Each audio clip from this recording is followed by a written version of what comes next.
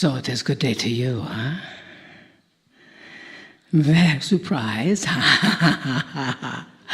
Very good to see your light now. All your storm mothers are activated and your star fathers are shipping out and cheering you on, and all of your cells are moving in the right direction and your telomeres are expanding right here in Santa Fe, New Mexico. Who would have thought that there'd be such a brilliant energy right here? You see, you never know what is going to happen to you. That is what we want you to understand and acknowledge in the cells of your body, because this year is a catalyst for change. It all adds up to a 3. Woohoo! That means that things are shifting around. Things are changing for your highest good and for your highest joy. But you still get to be the one that says yes. You still get to be the one that says, I can do this. I am volunteering for this mission. I am acknowledging the love and light from the star mothers. We give gratitude to the dearest Amber Wolf for her teaching. And we give gratitude for you chose to be present here. And we want to tell you a little story about things that can happen when you are choosing to be present. We had someone mention this morning the elephants in Thailand. And we go to the elephants in Thailand every couple of years.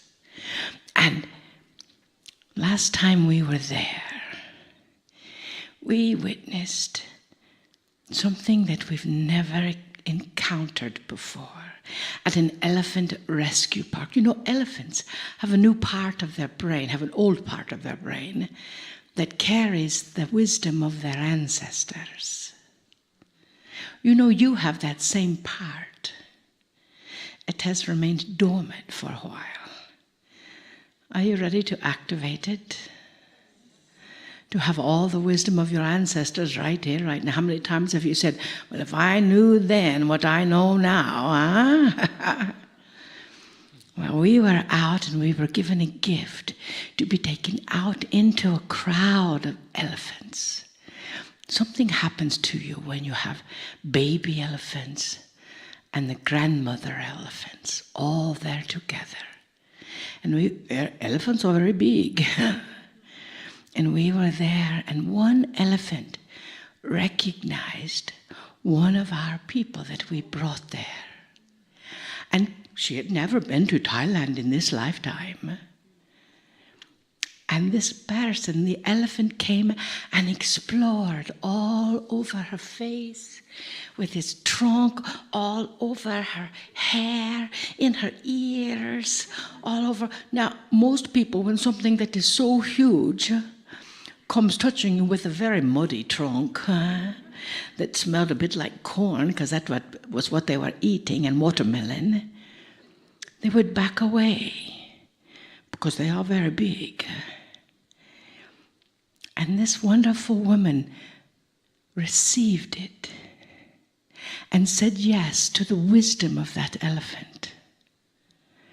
And said yes, as this elephant explored her, she explored it back. And at the end, she looked into our eyes and said, I have shared the breath of my grandmother elephant. She went back to her home country, changed her name to Ellie, changed her job to the job that she loves, changed her life to the life that she loves. Because when you share the wisdom that you have carried in your cells for thousands of years, and it comes to the surface and breathes into you, things start shifting around. And all you need to do is say yes. All you need to do is say yes to you. Say yes to your next step. Say yes to the love that is within your heart. Say yes to the joy that is shifting all around you.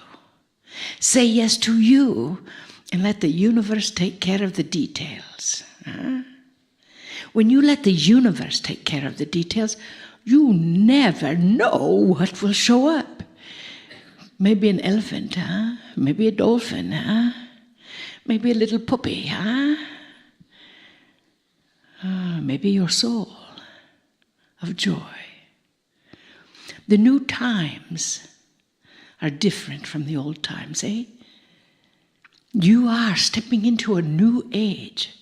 We talked to someone this morning that gave us a book that said, Paradigms Lost. Oh, paradigms. There's no paradigms now. Your soul has gone where no one has been before. Do you hear the Star Trek theme somewhere? You see, dearest, that's the key. That's the energy of love. And all you need to do is say yes. And feel that energy in the cells of your body, just as she felt that elephant exploring her heart. The universe is exploring your heart to say, what is it that you are choosing? What is it that just brings such joy to your heart that it feels like it will expand and encompass this whole room, encompass this whole planet? What would it feel like if this whole planet and all the peoples on it felt that same love that you feel right now? Breathe into that intention, dearest. And know that everything is possible. It starts with you. You are the ones we are waiting for. We have no need to wait any further. Step up to the plate. You know what you are sharing is correct. You know that your wisdom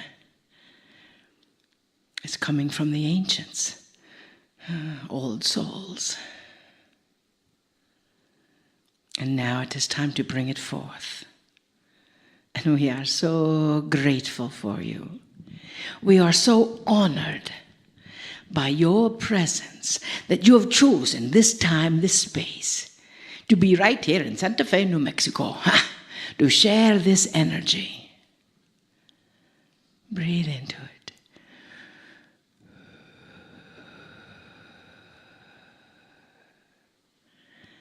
Oh, we love you deeply.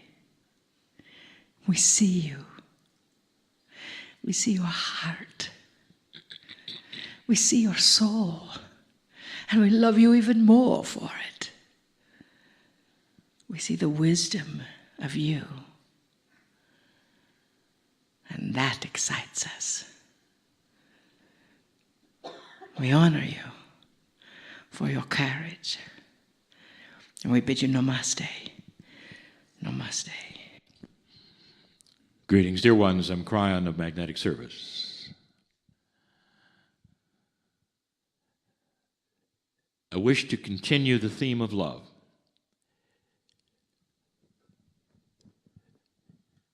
I want to give you an idea of something so simple, yet so powerful. And within the explanation, to show you how some of the older paradigms of the planet might have to be broken in order for the simplicity to come through. What if I've told you that you have overcomplicated God? This comes, dear ones, from the humanism idea that grand things must be complicated. The old paradigm of human perception is filled with old consciousness and old ideas and old ways, good for their time, working for their time, but it doesn't mean that you have to pull them in to something that is brand new. We've spoken of the energy which is new.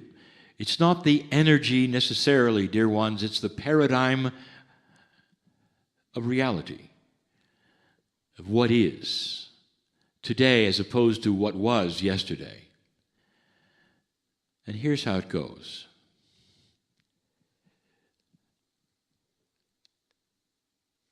I've heard people say,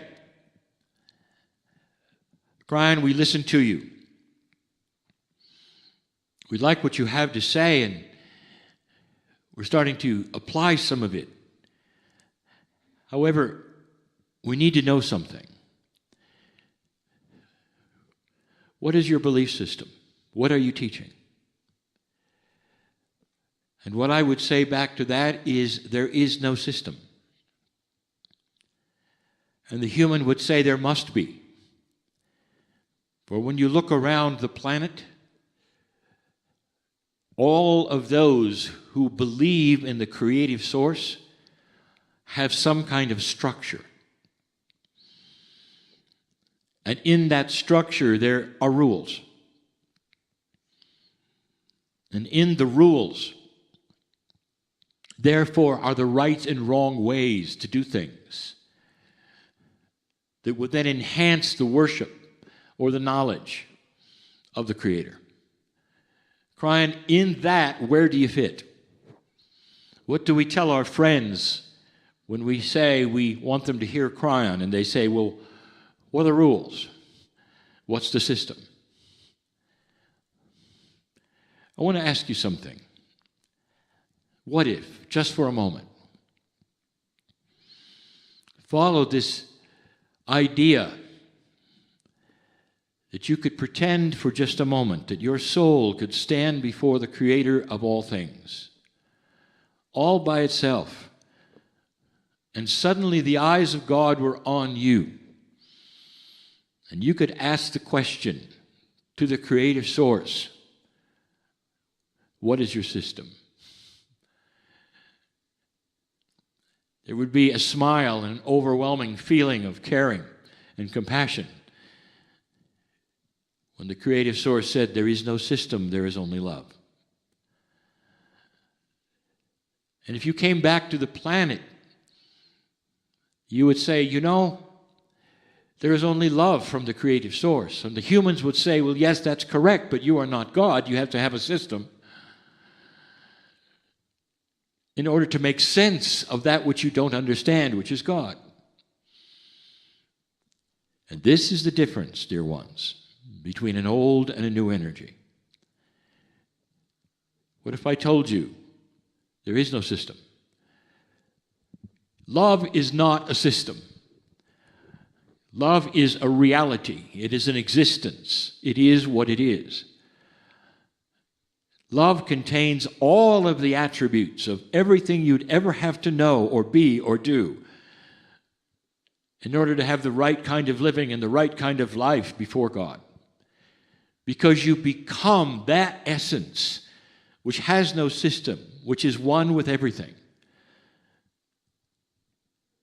There's so much that we could tell you here that is starting to shift and change. You know this.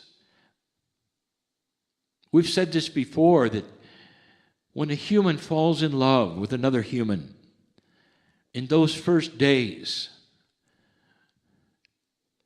when it even affects your system, and you feel just a little crazy, and it's beautiful, that should tell you right then, if one of you asks the other one, well, let's stop for a moment and analyze the system. You don't, because there is no reason, because love is pure and complete. And if it's true love, it lasts a very long time because of those attributes. If you walk into nature, dear ones, in the middle of the trees and the forests,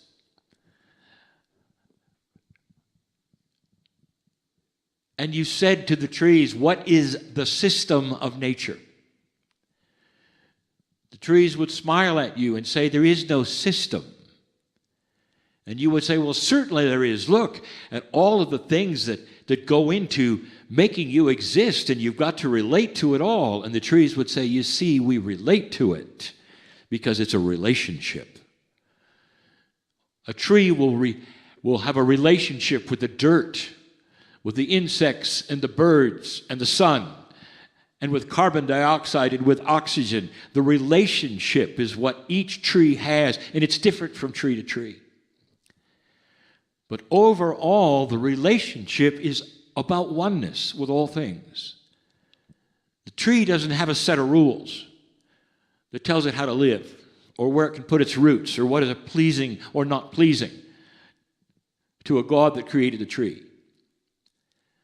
And that is one of the reasons why you can walk into nature and feel so free, realizing that there is no system of do's and don'ts, because it is self-evident and common sense that the relationship takes care of all of it. There come a day when people will not ask you what box you're in anymore. And you say, the relationship is good enough. And so I answer, what is the system? No system. It's called love. Because love and that relationship you would have with the Creator itself contains absolutely everything you'd ever need to know. When you have love and compassion, the rules, if you want to call them the rules, are self-evident and common sense on how you treat the one next to you, the ones that you meet that you don't know. The attitude of life that you would have walking into strange places. It changes the way you think about luck, if you even want to use the word. It starts to make you understand that the relationship to the Creator is a design that you create as well. And where you walk, you create love. This is simpler, dear ones, than a set of rules that you have to adhere to. Do you really think that the Creator of the universe cares what you wear? And there are those who do. Because in an old energy, they have created human rules with human ideas and human perceptions, thinking that these are what God would have. And in a new energy on this planet that is starting to appear, all by itself because of what you've done, and this shift starts to become self-evident, more and more will turn away from a system, a belief, and instead intertwine themselves in the beautiful relationship of love. We have said so many times that the word love to you has so many meanings and it only goes so far, but I will say to you that it is endless and it's enormous. It's more beautiful than anything you can even begin to imagine. The light of 1,000 suns is a drop in the bucket to the light of the love of the Creator. And in that, I tell you also that your soul carries all of it.